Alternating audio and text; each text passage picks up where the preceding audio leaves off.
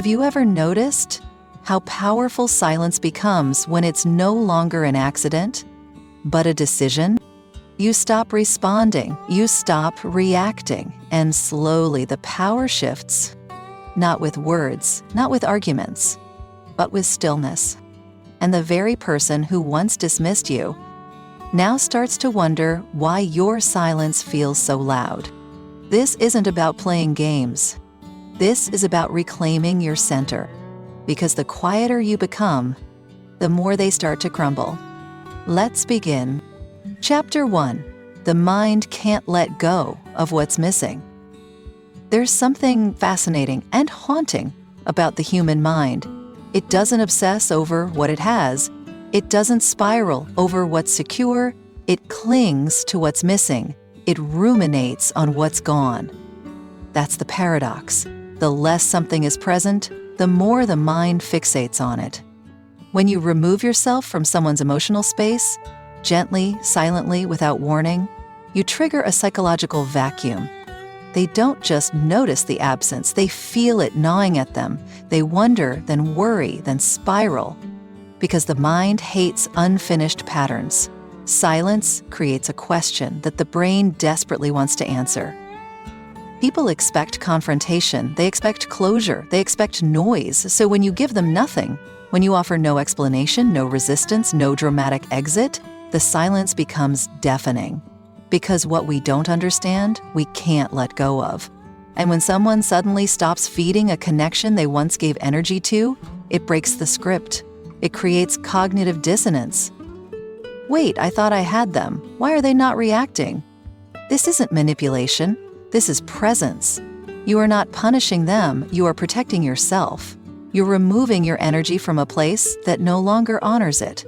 And what remains behind is not bitterness, but a void, a still, unresolved space that begins to echo louder with time. The mind tries to fill that space. It replays conversations. It reinterprets your last message. It re-examines your silence through every emotional lens it can find, because you've given it nothing concrete to hold on to.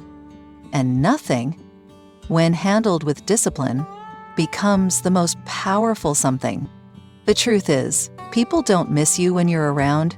They miss you when they can't figure out why you're gone, when your absence disrupts their rhythm, when your silence becomes the loudest thing they hear. That's when the unraveling begins, not outside, but inside them. And here's where the Stoic lesson comes in. You don't do this to hurt them. You do this to hold yourself, to stay rooted in your dignity, to stop over-explaining your worth to someone who treats your presence like background noise. Your silence is not revenge, it's revelation. It reveals what happens when your energy is no longer available on demand. So when they start wondering, when the mind starts reaching, grasping, spiraling, don't rush to fill the silence. Let it do its work. Chapter 2. Ignoring creates a vacuum. When you stop responding, when you stop reacting, when your presence suddenly disappears from their emotional radar, something unexpected happens, not outside of them, but within. A vacuum forms, a psychological one. And the thing about vacuums is, they always seek to be filled, not by choice, but by nature. You see, most people don't realize how much they rely on your energy until it's no longer available. The comfort of a reply, the reassurance of being heard, the subtle satisfaction of knowing you still care, even just a little. They may not admit it, but it fed something in them, a sense of control, of access, of emotional power. When you pull that energy away, not with anger, not with drama, but with calm, intentional silence, you break a pattern they took for granted. And that break, it creates confusion, then frustration, then obsession. Because ignoring someone doesn't just make you invisible, it makes you mysterious. And mystery, to the ego, is intolerable. The mind starts to build stories. Did I do something wrong? Why aren't they reacting? Did I lose them? The ego wants certainty, and your silence denies it exactly that. That's the vacuum, an emotional hole they can't stop trying to fill. But here's where your power is refined. You don't rush to clarify. You don't try to soothe their confusion, because the moment you do, the power shifts back to them. You become the one explaining, the one proving, the one justifying your own absence. And just like that, your silence loses its strength. Stoicism teaches us to act from inner clarity, not emotional reactivity. When you ignore someone, not out of spite, but out of principle, you're not closing the door in anger. You're choosing not to engage in a dynamic that drains your peace. That absence becomes a mirror they now have to face without your reassurance softening the reflection. And here's the paradox. They may have ignored your presence when you were giving, but now they can't stop thinking about your absence. They refresh the message thread. They check your stories. They wonder what you're doing, who you're with, whether you've moved on. Why? Because silence without explanation leaves a trace the mind can't erase. And the more they try to fill that vacuum, the more their own emotional instability starts to surface. So don't fear being the quiet one. Don't fear removing your energy, that vacuum you leave behind. It's not your responsibility to manage. It's theirs to sit with, because the longer it echoes, the more it reveals.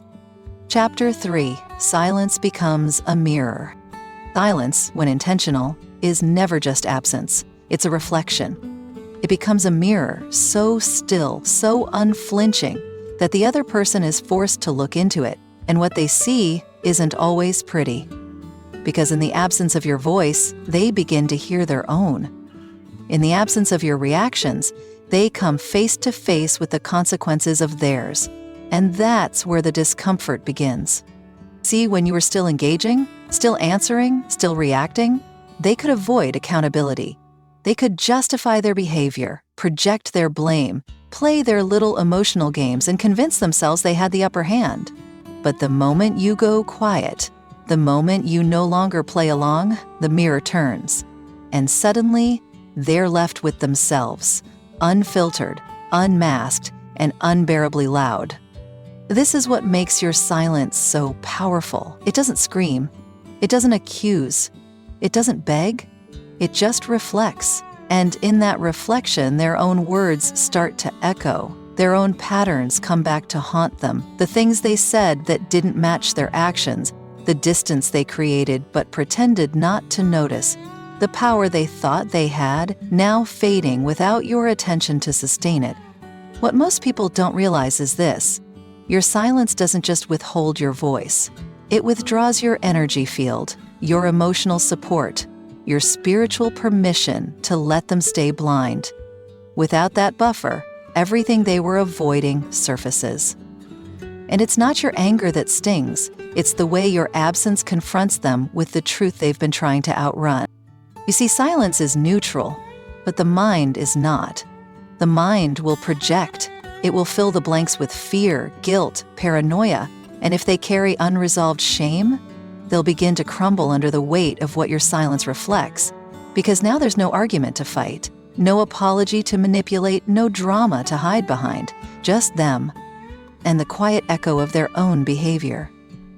Stoicism doesn't tell us to be silent because we're cold. It teaches us to use silence as clarity, as discernment, as a sacred boundary between our peace and their chaos. When someone no longer hears from you, they don't just lose access to your words, they lose the shelter of your tolerance. And that space you create by stepping back becomes the exact space where truth catches up to them.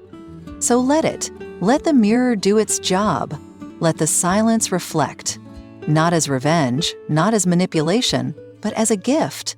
A brutal, honest gift that no spoken confrontation could ever deliver. Because sometimes, the most powerful thing you can do is nothing at all. Chapter 4: They can't heal from what they can't touch. Most people think silence is passive, that stepping back, going quiet, removing your energy is weak or avoidant. But in reality, silence, real, intentional silence, is the one move they can't counter. Because when you no longer react, when you no longer engage, when your emotional presence becomes unavailable, you rob them of something they've always used against you. access. And without access, they can't soothe their ego, they can't rewrite the story, they can't manipulate the ending.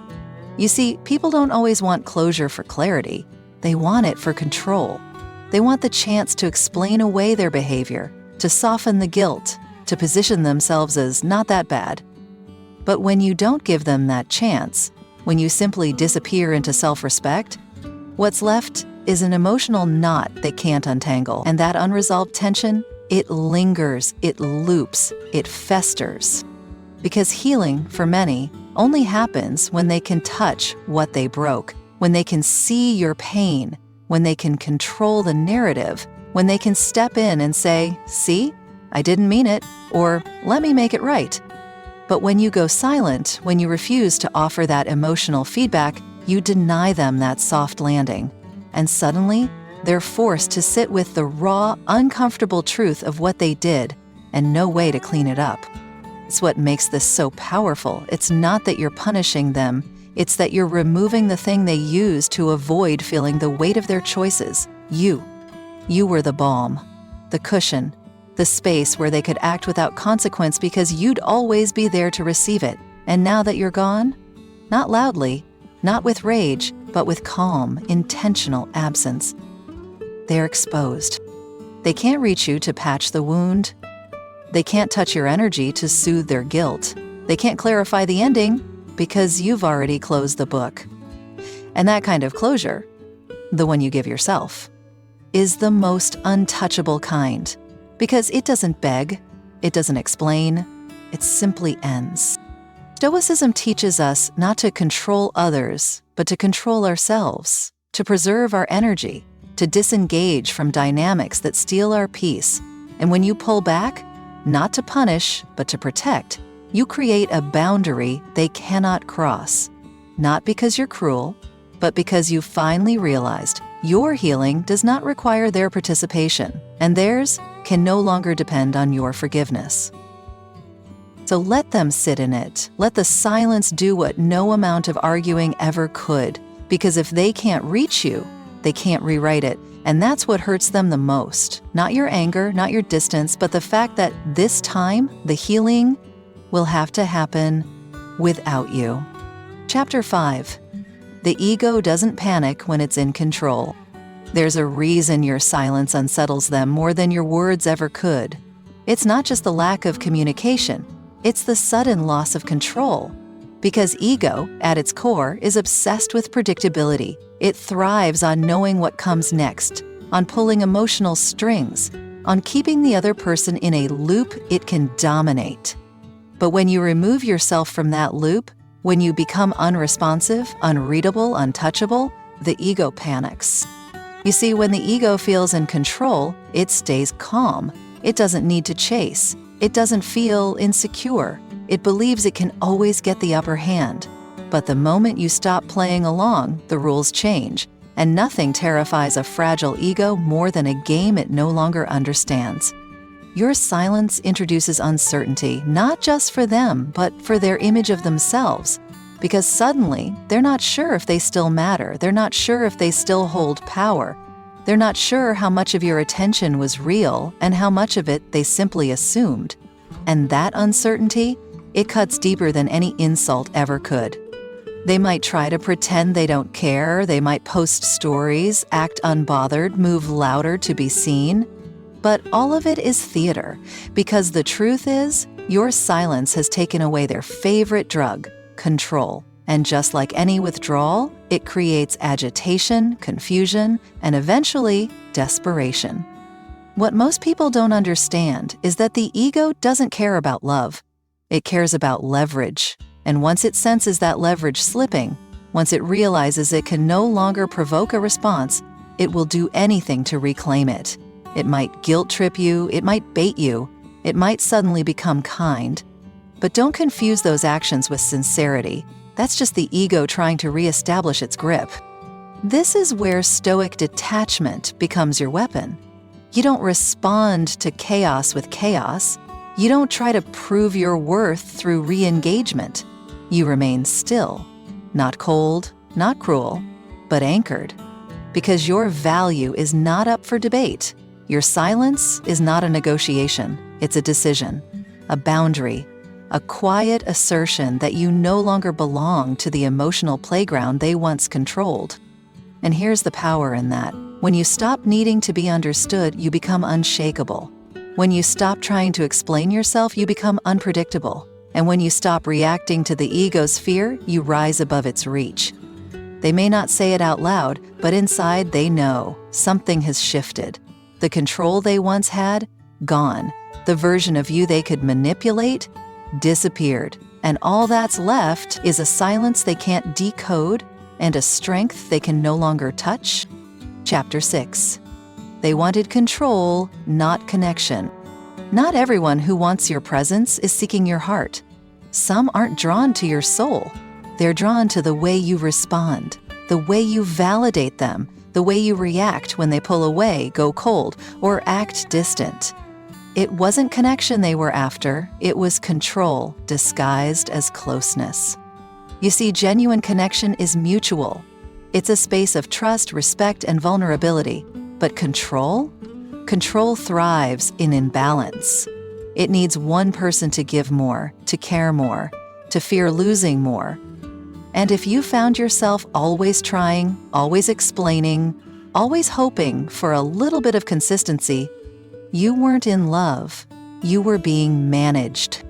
They fed off your effort, not because they appreciated it, but because it reassured them. It reminded them they still had access, that they could disappear and reappear at will, and you would still be there, arms open, ready to receive crumbs and call it a meal. That's not intimacy. That's manipulation wrapped in emotional confusion. And then something changed. You stopped. You stopped answering immediately. You stopped chasing the high of being seen. You stopped giving your energy like it was free. And that's when their real motives were exposed. Because the person who valued connection would lean in when silence began. They'd reach out, clarify, try to understand. But the one who only wanted control, they vanished, or worse, got angry because silence removed their power. Your lack of reaction disrupted the loop, and without the reaction, they're lost. Why? Because they didn't know how to connect. They only knew how to control. And control only works when you respond on cue. This is where your strength takes root, when you no longer dance to the rhythm they set, when you stop showing up just because they finally decided you're worth 5 minutes of attention, when you realize your time, your presence, your peace.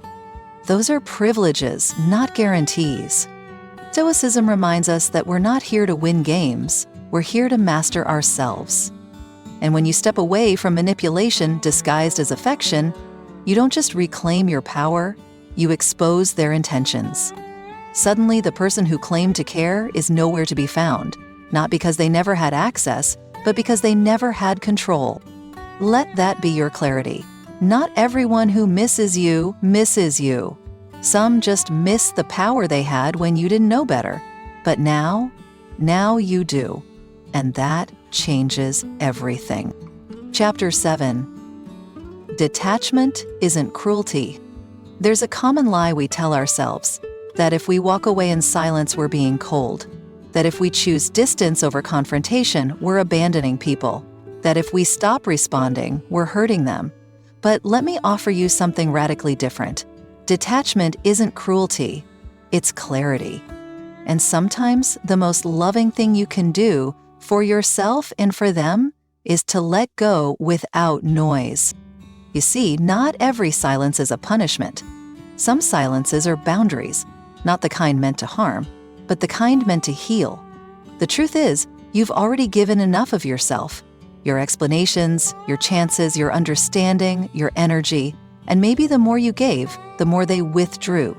Maybe every word you offered to keep the connection alive only made them colder, more distant, less respectful. That's not love, that's slow self-erasure.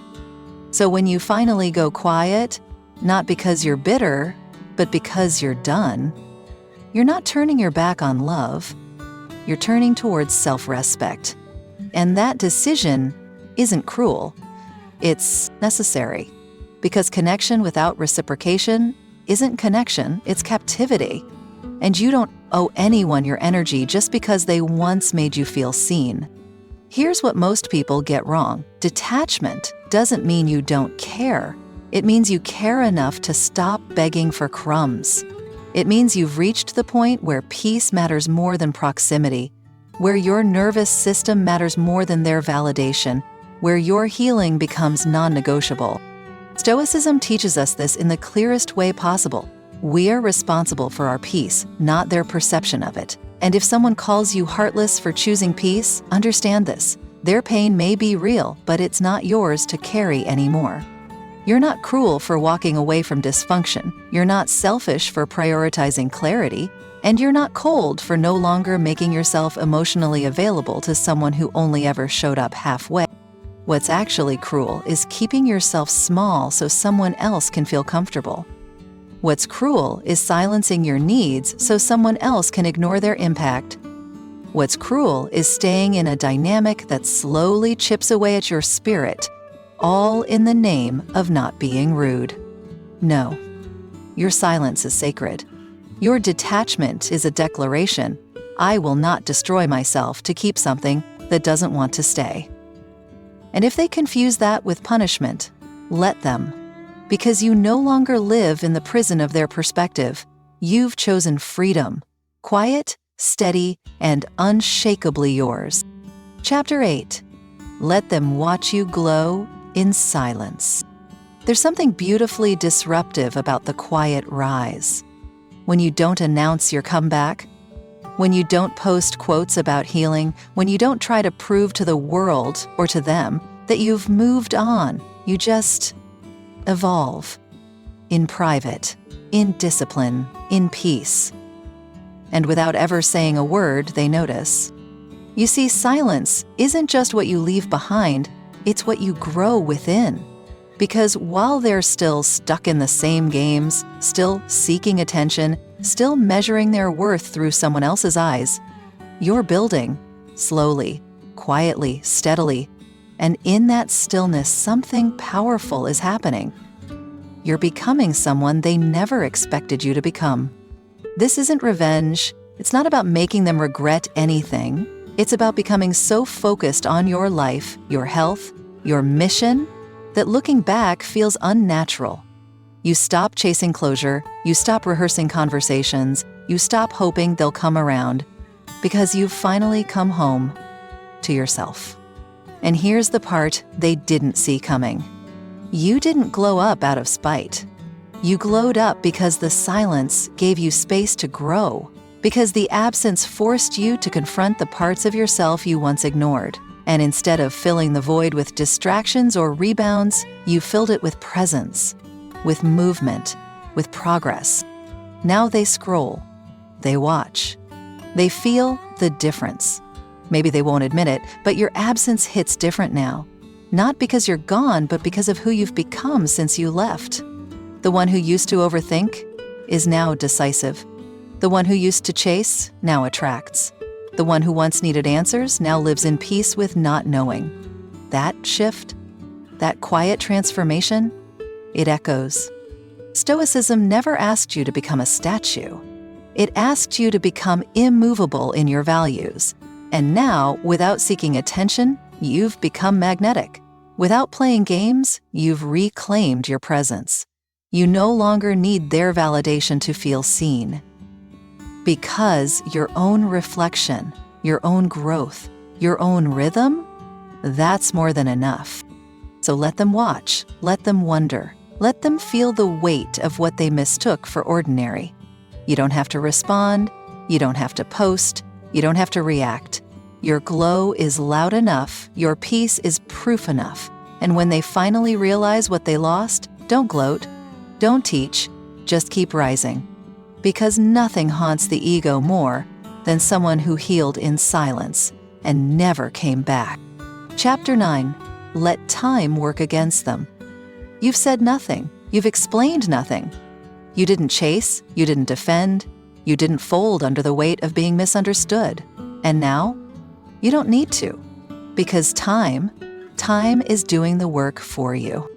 there's a strange silence that arrives when you finally stop reaching out. At first, it feels hollow, quiet, even unnatural. But slowly, that silence begins to speak, and it speaks louder the longer it lasts. Because while they may have seemed unaffected in the beginning, that was only the illusion of short-term ego. Ego is always loudest when it's fresh. But pride has a half-life, and when their pride starts to decay, all that remains is the truth they tried to bury under distance and denial. Time has a way of exposing what words can't.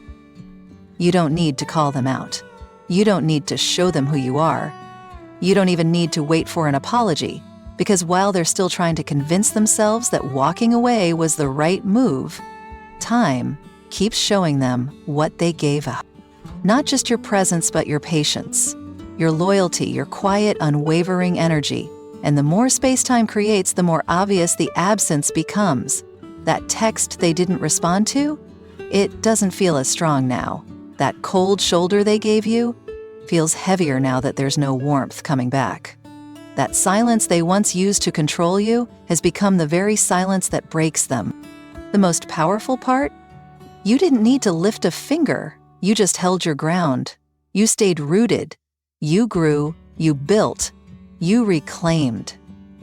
And while they were trying to forget you, time was reminding them, in small ways, in quiet moments, in every place they thought they'd find someone better, only to find someone different, but not deeper.